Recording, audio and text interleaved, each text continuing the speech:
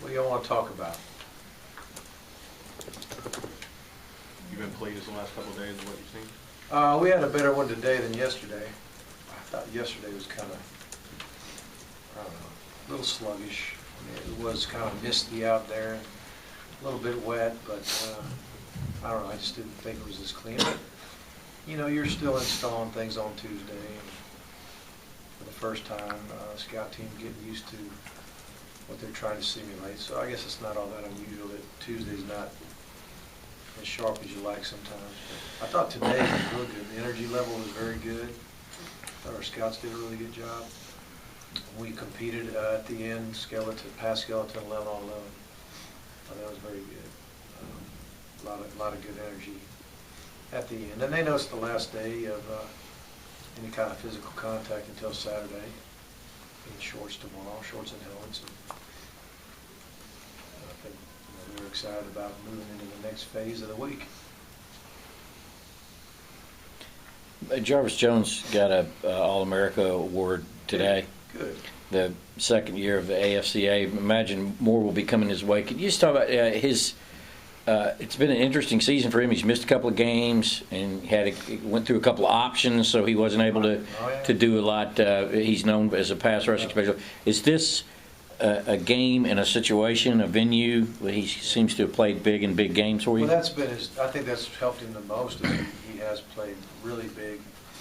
He played really big in the Missouri game, and as far as just kind of a monster stat day, and in the Florida games, really almost a whole season in one game as far as statistics go. And plus, he already had a reputation of being a really good football player. So I think all that helped him. But you're right. I think playing the two option football teams at the end made it very difficult to get a sack.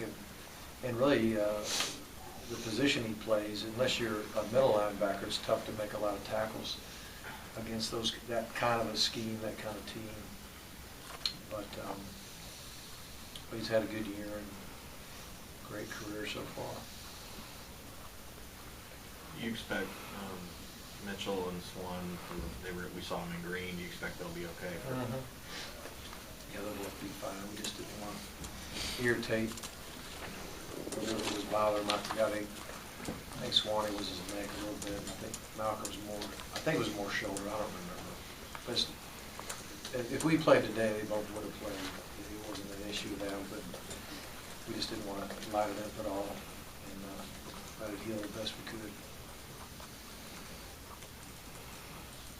As you get closer and closer to Saturday, do you sense the players just kind of get a little more excited as you go along? I saw it at the end of practice today. I think they were starting to feel it, so it's good. You want to be careful not to play the game midweek. I've been on some teams where you got so excited midweek, you just got emotionally tired by the time Saturday showed up. So I don't want them to get too emotional right now. I want them to keep, like I've been saying, staying in the moment and focusing on the process, and not let their minds go too far ahead.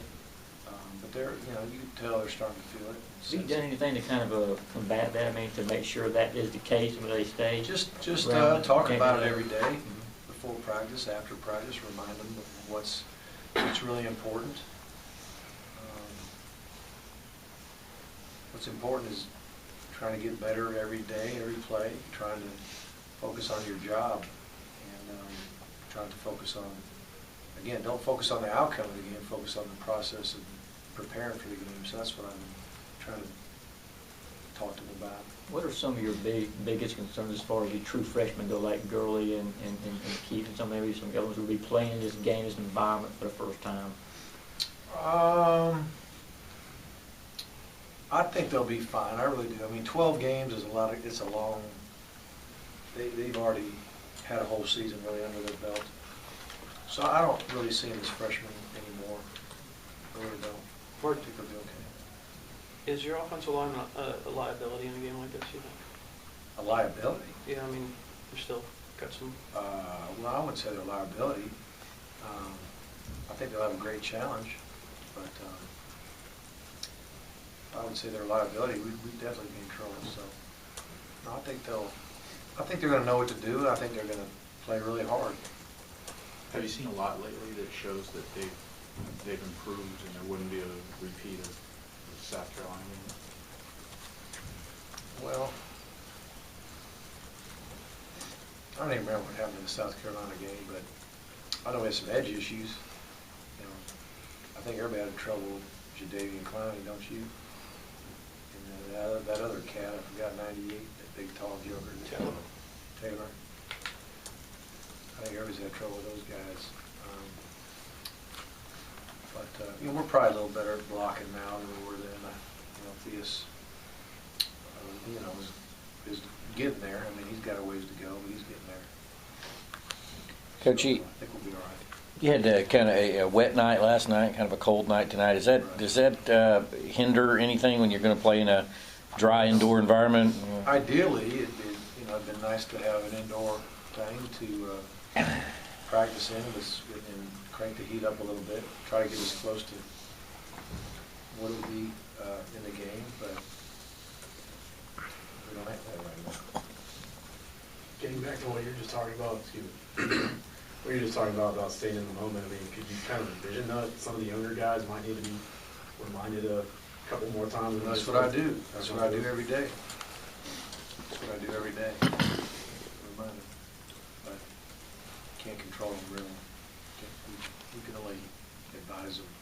Will your freshman kickers go out there on Friday and do anything when you have? You know, it's a great question, and it's one that I'm thinking we might do. I was going to talk to Brad Hutcherson, our director of football office, about the possibility of all of our specialists getting in there a little bit early. And I think that's one thing would be worth doing. I don't think it's going to be worth trying to, go in there and run routes and throw the ball around and all that, because we just don't do that on Friday anyway. But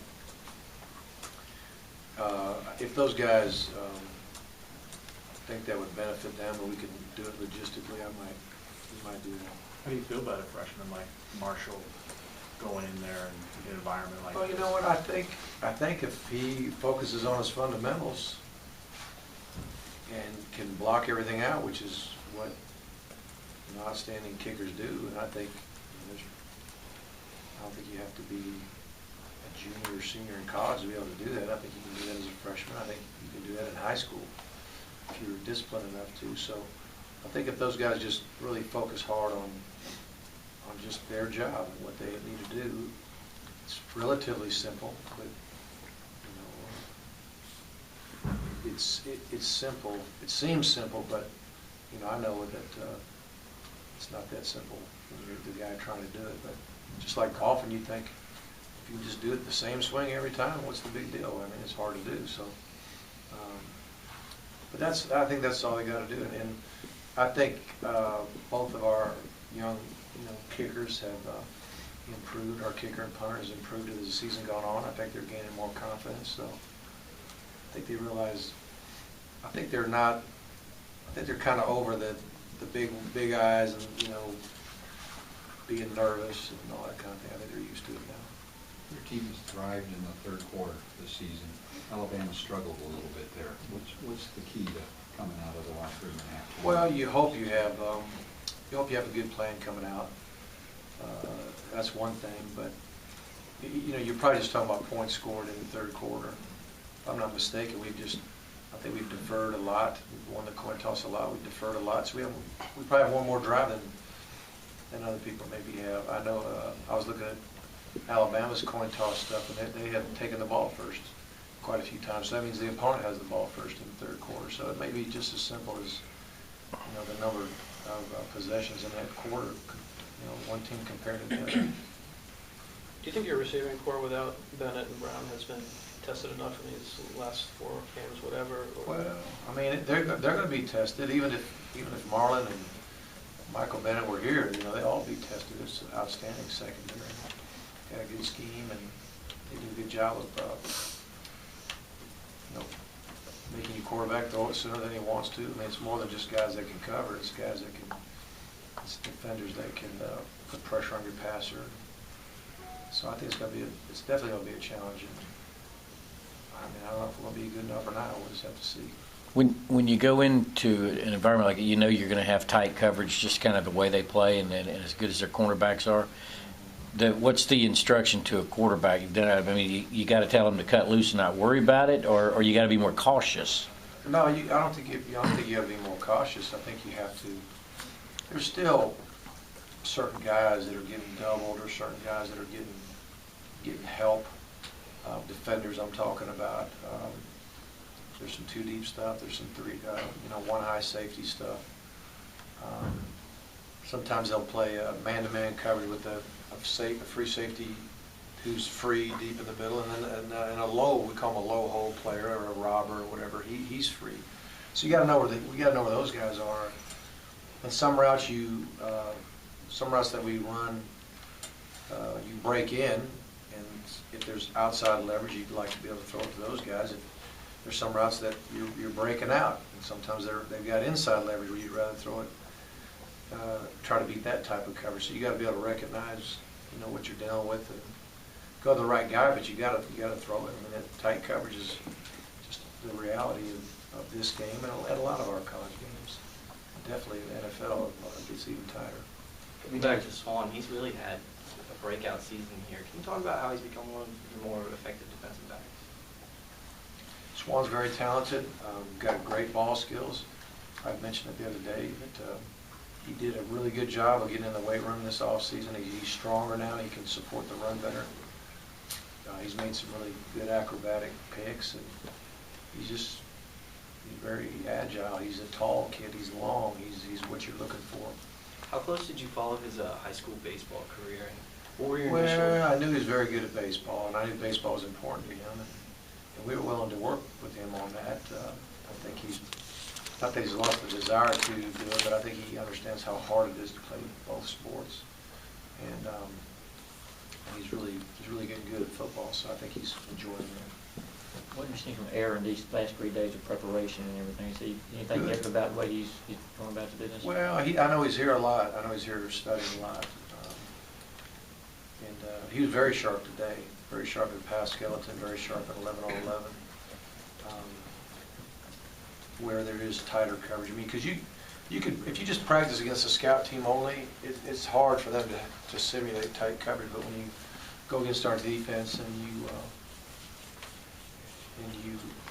go against, you try to play more at a game speed and that tight coverage, and you got to be more precise. And your timing's got to be good. Excuse me. He just looked really good at the end of practice. You typically, before each game, say a word or two to him before he takes the field? Not always. Not always. I just know he's in good hands with Mike, and there's certain times I might say a little something to just remind him that you don't have to make a big play every time the ball is snapped. Just remind him that punts are okay every once in a while, and you'd like to have an extra point, field goal, or a punt after every series. Just protect the ball, be wise. If I see a little something here and there, I may try to interject something, but I'm very careful not to say too much to him because I don't want to confuse him. I don't want to say one thing and Coach Vogel said something else, or maybe he said the same thing a different way. So I don't want to confuse the issue. I've coached QBs long enough to know that too many guys is in your quarterback's ear, you can confuse him. So I don't talk a whole lot about strategy things or just reads and progressions and all that because I want to leave that to Mike. I want one voice there to keep it. Just kind of wonder if you might say something just to kind of help him relax before this game gets underway. I don't know. I don't know if I'll need to or not, but I'm always try to encourage him and all the guys really. So it would be up that usual. Is your staff gonna have any energy left to go recruiting next week? Oh, I think so. Yeah, they'll be ready to recruit. We've got a lot of guys to go see. It's gonna be large classes, we know, and a lot of the class has been decided on. So we will actually be doing a lot of scoping out of the next year's class as well. Time for one more. Is the emotions for you personally any different right now than any game? Right this minute, it's not. I'm trying to practice what I'm telling the players to do, and that's just focus on my job, focus on things that I need to do. Just thinking about certain situations that could come up. You know, what are we going to do if this happens? What are we going to do if that happens? You know, kind of like that old Bobby Bowden, Coach Bowden, iffy meeting he used to call. You know, if this happens, what are we going to do? If that happens, what are we going to do? And so, you know, you want to be thinking about certain situations that might come up and try to make a decision midweek before you start feeling all the emotion of the game. So if that situation does come up, you've got a plan for it, you're ready for it. So I'm just trying to think through anything that could possibly happen that we haven't covered. Or there's certain things you just can't cover every single week. And like we don't practice overtime every week. We don't practice certain things.